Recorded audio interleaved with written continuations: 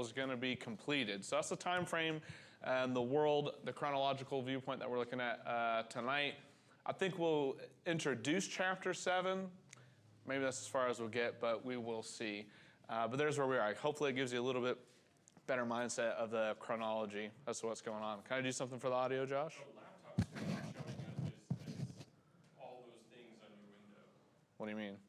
What does the laptop screen look like right now to reply to? What, like it's a presenter view? Oh, okay. You can come over here and do whatever you want with this. I don't know, poor Josh. Let's pray for Josh.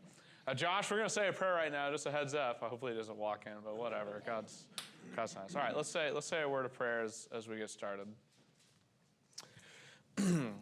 Dear Lord, thank you for a quick time to study your word and to just spend needed time with one another. We ask for your comfort and mercy and grace for all our trials, from our battles with our health to the loss of loved ones to our fight with sin and alienation in this world. God, we pray that you'd be our God of strength, a shield around us. Help us learn lessons from Ezra tonight about being faithful and diligent to study your word and to stay at what you've commanded us to do and to just trust you. And we pray all this in Jesus, our high priest's name. Amen. Yeah. Amen. Okay, let's just call chapter 5, just get back to work, essentially what happens. And hopefully you guys were able to read 5, 6, and 7. So Haggai, which again, Roger had that one off a few months ago. This is my paraphrase of it. That says, don't neglect God's house, the temple, so that you can build your own house and have nice fine paneling and all that stuff, right? Verse 1 of chapter 5 says, the prophets Haggai and Zechariah, the son of Iddo, prophesied to the Jews who were in Judah and Jerusalem in the name of the God of Israel, who was over them. Okay, so Zechariah and Haggai are kind of contemporary prophets. Between the two of them, Zechariah is the one we just talked about in depth because it's a difficult book with a lot of the apocalyptic genre and imagery. But he's all about this messianic hope and fervor. He's a Levite we learn about in Nehemiah chapter 12 as well. But Haggai and Zechariah, two prophets, two very different ways to do it, but they both show up with the same exact message. And the response is just like in Zechariah 1 and Haggai, of course, is good. The people are like, we're not going to be like our forefathers. We'll be faithful to God. And Zerubbabel, okay, right, the one, I'm going to keep repeating this, he's in the line of David. And Joshua, or Yeshua, the high priest, they begin to rebuild the temple in response to Haggai and Zechariah. Unlike their forefathers who persecute and don't listen to the prophets, these guys listen. They hear it out. They're like, okay, like we'll do that. It's been some time, 15-ish years or so, since they laid the foundation and then just stopped because of the threats and the fear. But they listen to the prophets, and it's good. Now, that catches the ire of some leadership of the Persians. Tattenai, he's the governor of the region beyond the river. I think I asked this last week. Maybe I'm going crazy. The river is the Euphrates. If you guys remember that, the river is the Euphrates. So essentially, this guy, Tattenai, he's essentially in charge, and he goes directly to the king. He's essentially in charge of the empire west of the Euphrates. From the Euphrates all the way out to the Mediterranean, a little bit of Egypt and modern-day Greece potentially. But west of the Euphrates, this guy's in charge. Like, that is an enormous amount of the empire, an enormous responsibility. And essentially, the way I put it on the screen is, right, they want names and credentials. They're like, hey, what's going on with all this building? Look at that, the end of the second half of verse 3. Who gave you a decree to build this house and to finish this structure? They also asked them this. What are the names of the men who are building this building? How or why? How have they forgotten or are unaware of Cyrus's decree? How is that possible? The text doesn't tell us how, but how's that possible? Okay, we've moved on from Cyrus, we're moving on, and they seem surprised. They're like, hey, how is it that we're unaware of Cyrus's decree? Cynthia? I don't believe that they're just pretending they forgot and just trying to cause trouble.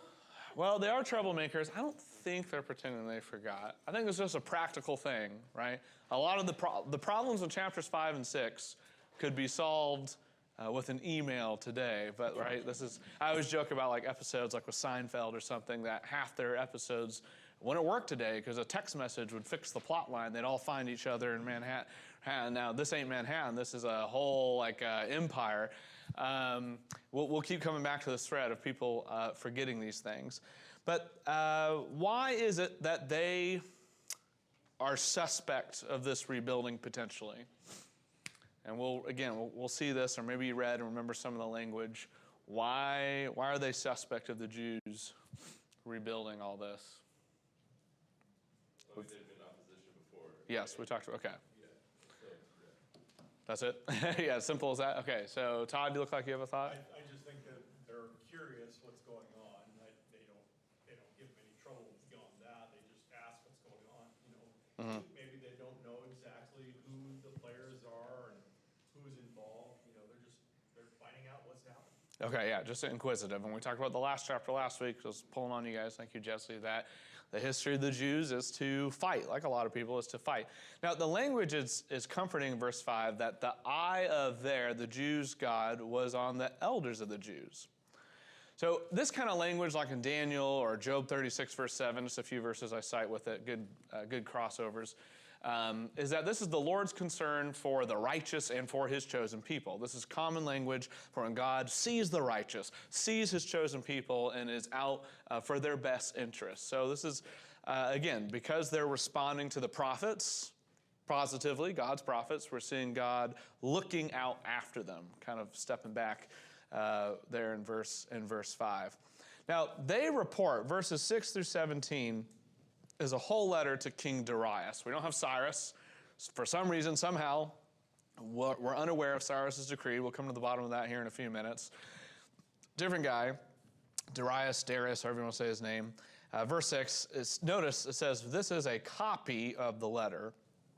Okay, copy of the letter. We saw the same language in chapter 4, verse 11. And they start reporting back, hey, here's what's going on. You'll notice the great details. They call their God the great God in verse 8. Be it known to the king that we went to the province of Judah, to the house of the great God. It's being built with huge stones and timbers laid in the walls. This work goes on diligently and prospers in their hands. So they're moving at a quick pace here. Now, the great God, like the Jews will use the language of the Most High God to distinguish Yahweh from all the other gods of the ancient world around them. Here, probably, since this is from a Persian point of view, I don't necessarily think they're calling Yahweh the great God. I think they're saying, I think what's been communicated is they're like, oh yeah, the chief God of this region or this people. As we're going to see with the Persians, and as we're going to see with the king of Persia is kind of hoping, and we see this in the Cyrus scroll, or not the scroll, what's the term, cylinder, that why the Persians let people, including the Jews, go back home and rebuild temples was in their mind was, we want all the deities to be on Persia's side. That's what we're going to see. That's the theology, or the poor theology of the Persians. And if you look down in verse 11, verse 10, they say, we ask for credentials. Verse 11, this was their reply to us. We're servants of the God of heaven and earth, and we're rebuilding the house that was built many years ago, which a great king of Israel built and finished. So, of course, they are alluding to Solomon. Now, some of this language may be a shot at the Persian God. I don't know if anyone's ever heard of Zoroastrianism. Has everyone heard of that before? It's ancient Persia. There's still some who exist today, and they get persecuted by Muslims as well. But it's a monotheistic faith. It is. And they have, there's a spirit of evil and chaos, I forget the name, that opposes this God. But this God is called a God of heaven. And so the Jews calling Yahweh the God of heaven and earth, again, it's not uncommon for like Baal or Baal to be called a God of, heaven or something cosmic like that. But this may be kind of a subtle shot at the name of the Ahura Mazda, as their God would have been called. But basically, if we want to sum it up for the sake of time, which I do, basically the appeals is to Cyrus.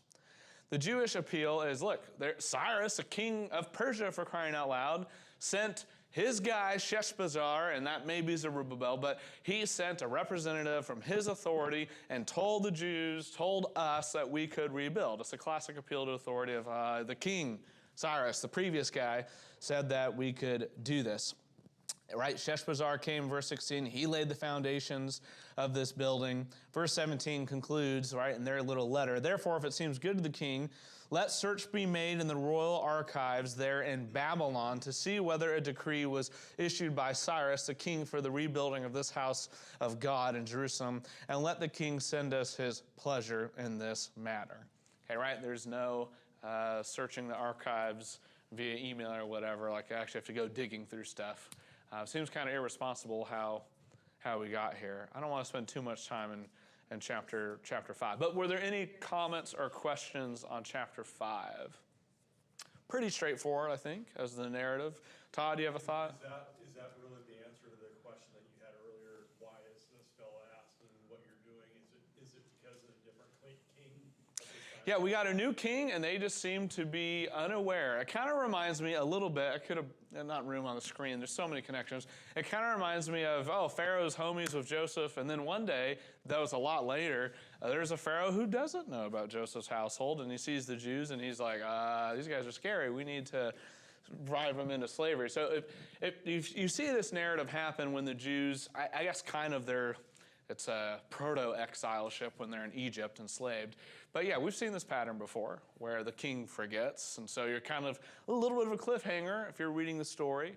You're like, like we don't want to be forgotten in the mess here. Because that's happened before where the Jews are in favor with the king and then they just forget. New guy with new ideas and stuff goes awry. But we do have, from the narrative's point of view, verse 5, God's eyes are on them. So it seems good, but there's a little bit of a cliffhanger of, hey, we need to find, did Cyrus actually say this or not? That's a good clarifier, good connection. Any other comments or questions just here in chapter 5? So if you look, of course, in chapter 6, okay, there's a decree. Darius says in 6:1, the search was made in Babylonia, so that's not the city. Babylonia is the region. And the house of the archives where the documents were stored, and they find it in verse 2, Ekbatana, the citadel, is in the province of Media. So here's a map. This is really the central to western part of the Persian Empire. There's more. This empire goes to what we would call modern-day India. I have highlighted in the box, in the mountains is Ekbatana. And we know from archaeology and stuff I was reading to sum it up that when it got super hot, this is where the king went. It's up in the mountains. Nice, cool, and relaxing. It's like when I have family this summer come from Texas to escape 108-degree heat to come to Washington. This is what the king does here, right? Winter times you go down to Babylonia, right? Here's the region, right next to there's the Euphrates. Euphrates is the river. Just east of the Euphrates is the Tigris. Very important. But they find it in one of the many places the king stays. They find it essentially in a summer palace up in the mountains. Like, aha, we found, all right, so we got a lot of people over a huge range, right? You got people probably looking in Babylon. I was reading some homes in Assur, like who knows where else. Like they find it in the king's summer house or palace is where they find it. Like, we got it. And so, obviously, all this Esther-esque in the sense of in the background, we're like, okay, God's protecting his people.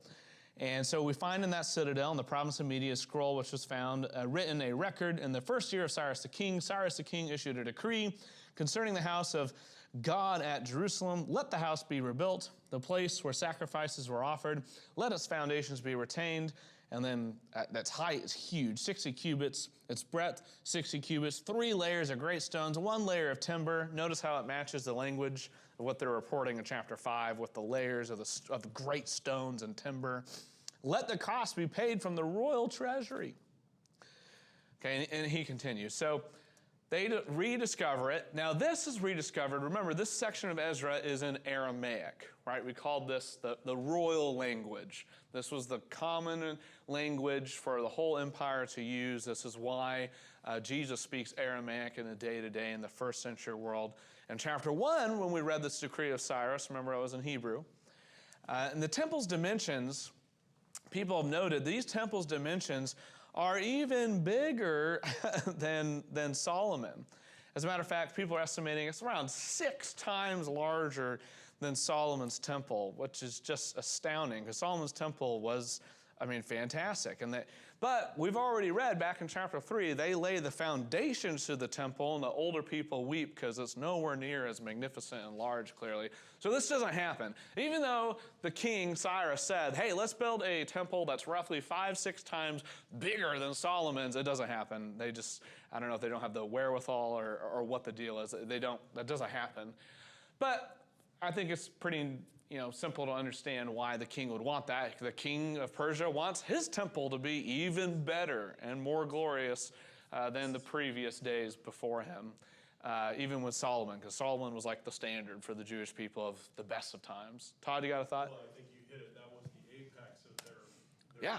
the nation. That was as good as it was going to get. Yeah, Solomon has control from down in Egypt all the way up to the Euphrates, and Israel was looking like they were on the cusp of being an empire. They really were. They were the biggest, baddest, scariest empire in the days from David, especially into Solomon. And, of course, they split it because of taxes. Classic story. And that's modern-day Iran? Yeah. Iran and then, and Jordan and, there's a lot of stuff. I don't have them on a map.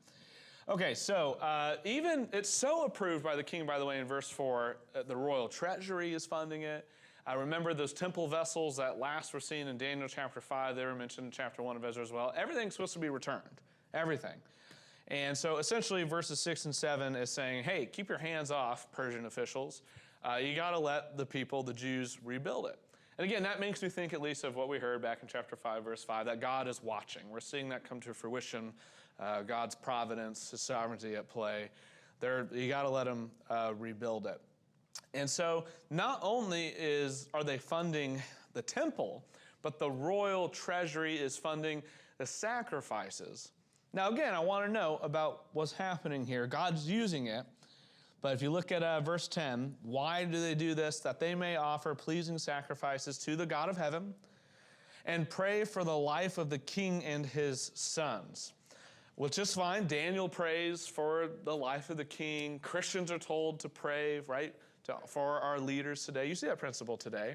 But again, the motives of the king, we understand biblically and extra-biblically in history is, I want all these deities to bless me and be on my side. That's so the Persians, pretty progressive for their day and age. It's been done before them in small ways, but it's pretty progressive for the Persians to essentially have a freedom of religion within reason. They let that happen. But verse 11, this is some old school law of the tooth, an eye for an eye. The king also says, I make a decree, if anyone alters this edict, a beam shall be pulled out of his house, and he shall be impaled on it, and his house shall be made a dunghill. Wow. So essentially, look, if you stop the building of God's house, I will kill you with your own house. So that's the edict that's going out. And this it's probably impalement. It could be in the sense of hanging them up and flogging them. It could be in the sense of a traditional hanging, you might think like Old West. It could be more, the Persians essentially have proto-crucifixion where they don't put out the arms, but the arms go up.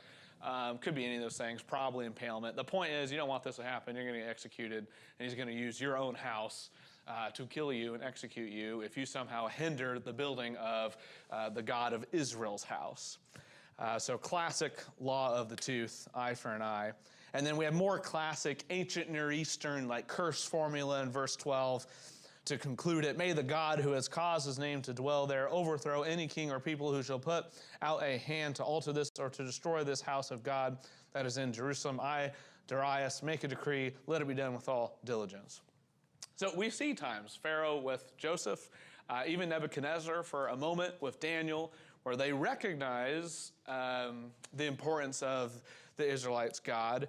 Here, maybe it's a little bit different, but again, it's all underneath the scope of God's sovereignty of allowing this to even happen. So overall, right, it's all thumbs up. This is chapter 6 and 7, or especially chapter 6 of Ezra, probably the highlight of the book of like 2 thumbs up in the sense of how good things are going. And so the Persian officials, they follow suit, they obey the king with all diligence in verse 13. Okay, that was the king's command. This should be done with diligence in verse 12. The Jews' own efforts, as described in verse 8 of chapter 5, they were diligent. So this is a quick process that's going on. They are succeeding. And now notice verse 14, you get more time jumps. Okay, the elders of the Jews built and prospered through the prophesying of Haggai, the prophet, and Zechariah, the son of Iddo. They finished their building by decree of the God of Israel and by decree of Cyrus and Darius. And now it skips way ahead in time to Artaxerxes, king of Persia. So Artaxerxes, as we'll read, hopefully we'll get to chapter 7, looks way forward. In the days of Artaxerxes is when the city walls are rebuilt of Jerusalem under Nehemiah. So that the author kind of stepped back and reminded you, hey, even when the walls are finished, all this was done by God through these great kings. Okay, so here's verse 15. Okay, this house, the temple, was finished on the 3rd day of the 9th month of Adar, and in the 6th year of the reign of Darius the king. So this is the 3rd day of the month of Adar. Man, I'm blind. This house was finished on, I was like, that doesn't make sense. It was finished on the 3rd day of the month of Adar. So this is the very end of their calendar year. So it's the very end of 516, it seems like. You could squabble with the date. But it takes less than 5 years, 4.5 years, since Haggai and Zechariah, but since Haggai showed up and said, quit rebuilding your own house and get back to building the house of God. And I put modern day vernacular of a massive W. Like, this is the highlight. This is really kind of the center stone of like the best of the book. I think of Ezra and maybe Nehemiah as well. Remember, Ezra and Nehemiah originally is one big scroll, one big book, that they rebuild the temple. No, it is not as big as the dimensions that Cyrus originally was envisioning up in verse 3. It's actually smaller, but this thing is a success. Okay, again, I want us to understand the timeline here. So we get to the end of 516, essentially 515. The temple's complete. It takes less than 5 years. We had a delay for 15-ish years of sitting around. And so hopefully this timeline is helpful for you. Any questions or comments so far as we wrap up chapter 6? Todd, go ahead. Just one thing. I mean, yes. We talked about last week, Jeremiah 25. Yes. He talks about those specific 70 years. And here it is, 516, 515, 70 years from when they were taken captive. I think that's a really interesting point here. And it is interesting that I almost put that on the screen, but Ezra doesn't. And I'm like, why is that the case? I don't know. It's not to their prerogative, because all the other prophets and stuff make a big deal. But the dates still line up. But it's interesting. Ezra doesn't go out of his way to be like, hey, this is 70 years. But we know that from Daniel, reading Jeremiah, all that we've talked about. So this concludes with the temple being dedicated and the Passover being celebrated. So look at verse 16. So it's built, the people of Israel, the priests, and the Levites. So those are the categories. Everyone, the priests, the Levites, the 3 categories from chapter 1. And the rest of the returned exiles celebrated the dedication of this house of God with joy. So this word for dedication, you might recognize it. Anuka, you can hear it in there. Anuka, Hanukkah.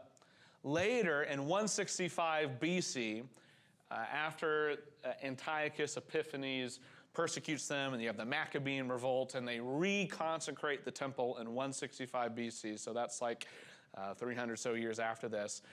People then call this term, this is where the name Hanukkah comes from. It stems from this word for dedication. They rededicate the temple after it's defiled by the Greeks. Now that's way later, but that same word is used, or it comes from the same word, Anuka, dedication. That's worth pointing out. And then verse 17, very costly. God, I'm not saying God is not pleased here. I just want to point out how small they are. Very costly in their sacrifices, 100 bulls, 200 rams, 400 lambs. But when Solomon dedicated the temple, the one that was destroyed 70 years ago, it was 22,000 oxen, 120,000 sheep, like not even in the same ballpark about how wealthy and prosperous Israel used to be. Again, God's pleased with what it is. The prophets have poked at the people complaining about or crying over it being smaller. They're like, hey, God can do great things with small things. But it is notable and sad that you're like, oh man, times have really changed. Right? They're still underneath Persian subjugation, of course. I also find it important in verse 17, or interesting at least, that the sin offering, it still offers 12 goats in relation to the 12 tribes. And a lot of cults and weird groups today, you'll find a common denominator in the Old Testament for them is they're very obsessed with the lost tribes. You've probably heard that, the 10 tribes, the lost tribes of Israel. Yes, there is a sense in which the northern kingdom doesn't return and scattered to the wind kind of language. But even when they return, it's highlighting Judah and Benjamin because they were the ones who were last left. They were the ones taken out by the Babylonians. They still have this recognition of, well, we can still find people of the 12 tribes. So the 12 tribes are still there in that sense. And the sin offering is essentially the way I put it on the screen, confession, faith in God. This is them recognizing their forefathers' mistakes and why they're in exile. You go read Leviticus 4, and it'll play out the 12 goats with the 12, for the 12 tribes as a sin offering. So there's a recognition of confession, and I think a recommitment and covenant, repentance perhaps, all that kind of language. And so notice again, they're paying very close attention to the books of Moses, right, the law. The book of Moses, probably the easiest place to see this is Numbers 18, lays out the duties for the priests. But when it uses the language in verse 18 of their divisions, that's probably David. You'd have to go read Chronicles. David gets very specific with that. But again, just the point is they're looking very carefully at Torah and trying to replicate what they see. Now, verse 19 is important because now the narrative goes back to Hebrew. So all that was Aramaic. In verse 19, it switches back to the mother language, if you will, back to Hebrew, because really that whole Aramaic correspondence with the Persian leaders, it's over. Aramaic will happen again in chapter 7 over more letters from the Persian rulers. But again, if you were the one reading this, if you were the ancient Jew reading this, again, this is not just happenstance or history, it is that, but it's a theological point as well. That now we're writing back in Hebrew, and because, well, we're dedicating the temple. Like it's kind of like we're back, right? Guess who's back? The Jewish people. They're back. Okay. And so, of course, we got the Passover. You go back to Exodus 12. You eat out the unleavened bread in Numbers 9. Now, the last time Passover was observed is probably King Josiah. And that would be 2 Chronicles 35. Man, how long ago is that? Hold on, now I'm thinking. That's definitely, it's like over 100 years ago was the last time that the Jewish people observed Passover. The last time, at least, that it's recorded in the text and the biblical narrative of Passover being observed is Josiah, King Josiah and his reforms. He's the last good king of Judah. So it's been a minute. It has been a minute.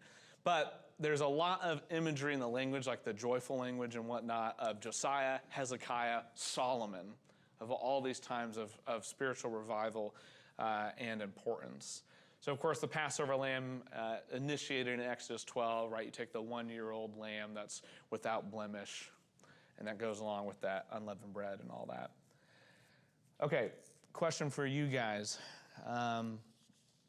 So verse 20, the priests, Levites purified themselves together. They're all clean. So they slaughtered the Passover lamb for all the returned exiles, for their fellow priests, and for themselves. It was eaten by the people of Israel who had returned from exile. Okay, here's my question. Who are these guys? And also by everyone who had joined them and separated himself from the uncleanness of the peoples of the land to worship Yahweh, the God of Israel. I couldn't find a straight answer. Maybe you guys have, or you could just throw out some ideas. Who are these guys? The second half of verse 21. Everyone observes Passover, including those who joined them and separated themselves from the uncleanness of the peoples of the land. Who are, Cynthia, you have an idea? Couldn't it be the people that the king said they had to help? Who are you talking about? Oh, because, I mean, maybe I'm misremembering. I just sworn when they were saying, The ones who offered to help rebuild the temple? Is that what you're talking about? Well, because I know they offered, and then, Yeah, and Zerubbabel told them to get out and go kick rocks. Yeah. I couldn't remember the king's name, the one that looked at the records. 'Cause Darius. Yeah. So I don't think, it's not the king. It's not the king of Persia, but it could, yeah, someone bounce off of that. Anyone else? Who are these guys? I don't know who they are, so I'm asking open-ended question. Ricky? I think it's just the people that, that have watched history and watched the children of Israel are going to be influenced. And just like Rahab, the heart, Okay, yeah. Hey man, I want to be with these guys when things when it hits the fan. For sure, I think that. What I mean? They're going to be influenced once they see the people rededicated. For sure. They said, this is the God that brought in, they know the history. I want to be with these. The ones who would convert. So these could be pagan or Gentiles, however you want to put it. Exodus chapter 12 permits in the law that foreigners can observe the Passover with the Israelites. So that seems to be what's happening here. You're talking about Ricky. I question mark Ezra 4:3. Remember those people who came up to them and they said, get out of here, you have no part with us. Maybe it's some of them, I don't know. It could be in the sense of those who converted and Babylonian came with them. I don't see that other places. It could be just those who, like the Samaritan people, who were brought in by the Assyrians in earlier days, who came to the land or the promised land, who started worshiping Yahweh, and they also forsook the other gods and only worshiped Yahweh. There were some Israelites who just happened to have stayed around and didn't get caught in the fray and got to hang out.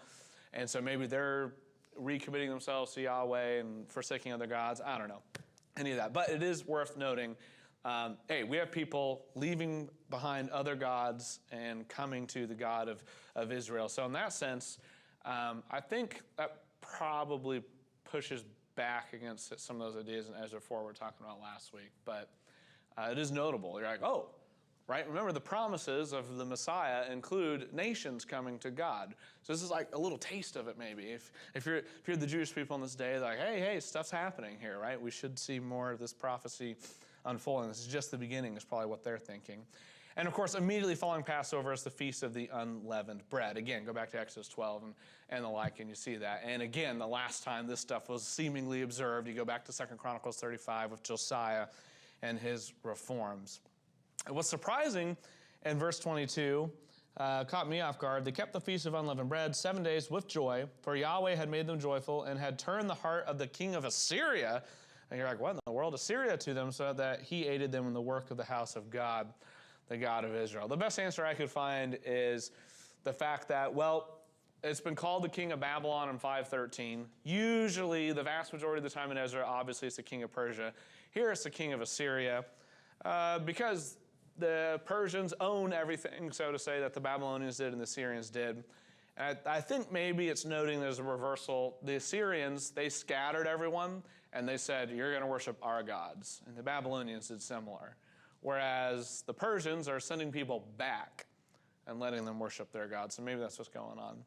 And then the notes of joyful. Deuteronomy over and over again speaks of when you observe feasts, it's joyful before Yahweh.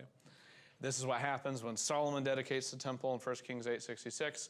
It's the same thing, 2 Chronicles 30. You see it with Hezekiah, you see it with Josiah, where there's joy, there's rejoicing with the feasts. Now, the design of Ezra 1 through 6, we'll introduce chapter 7, and then we'll leave it off for tonight. The patterns are really intricate. Like whoever or whatever group or individual or individuals that wrote this, man, these guys are super bright. So we have in Hebrew, we have the Edict of Cyrus. Then you have the list of returnees from Babylonian exile. Okay, and then we saw the altar temple that was built. Okay, the temple's threatened. They stop. So the middle point of really this chiasm is there's opposition to rebuilding, and that starts with in the time of Artaxerxes, and then it does officially stop 424. But then notice how it parallels. Now the temple rebuilding resumes because of the prophets.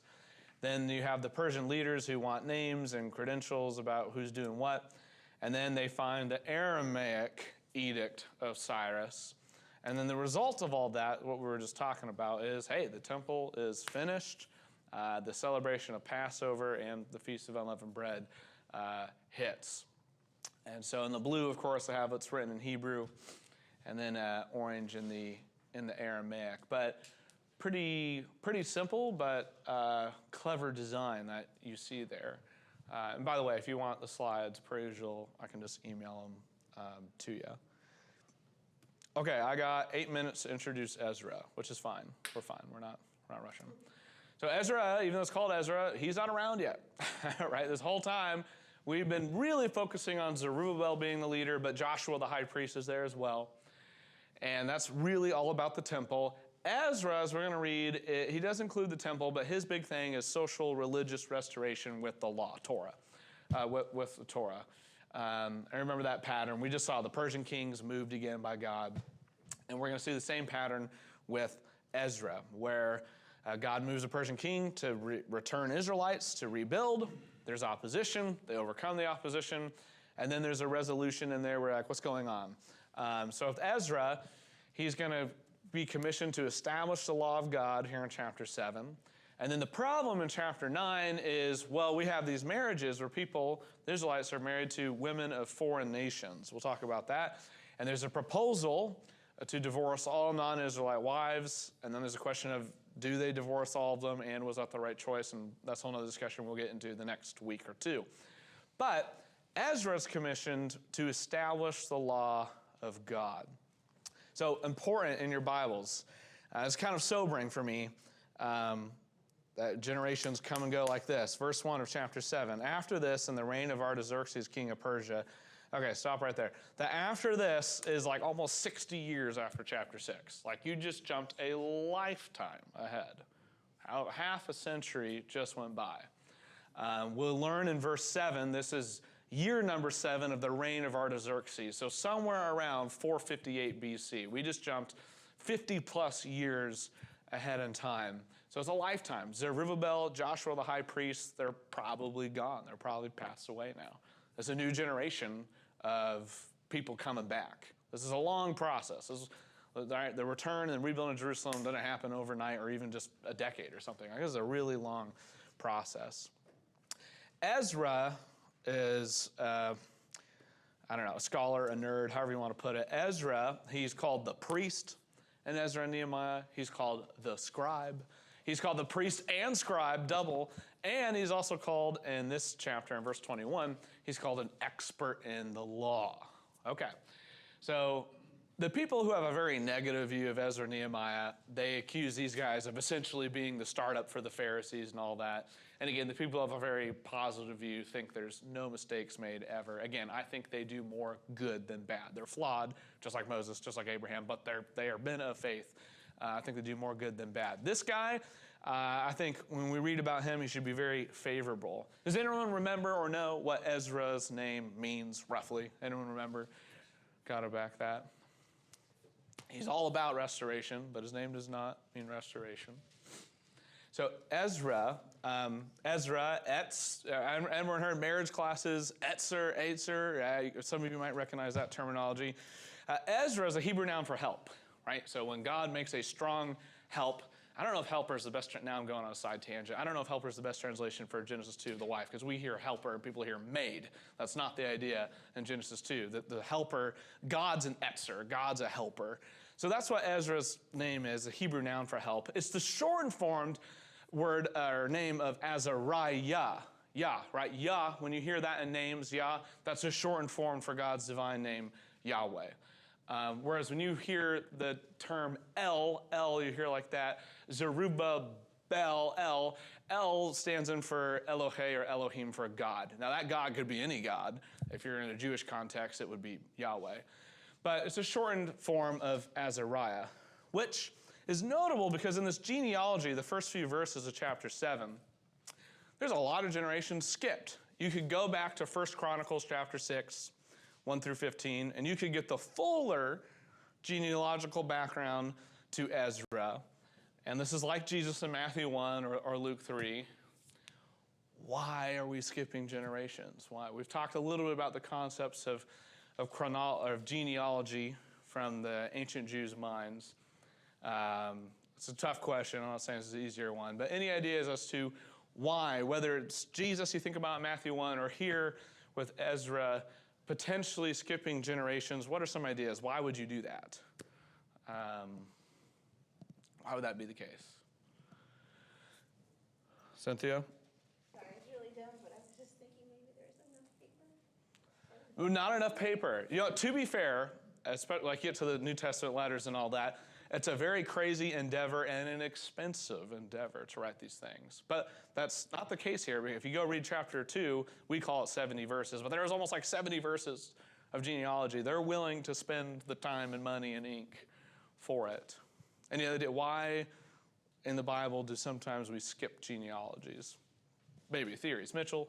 Some people say it's and they do it in groups of 7 to use a theme. Yeah, I think that's what's going on here. Mitchell's pointing out some people suggest, well, maybe there's a theological point to it, right? This is what I meant by there is biblical numerology.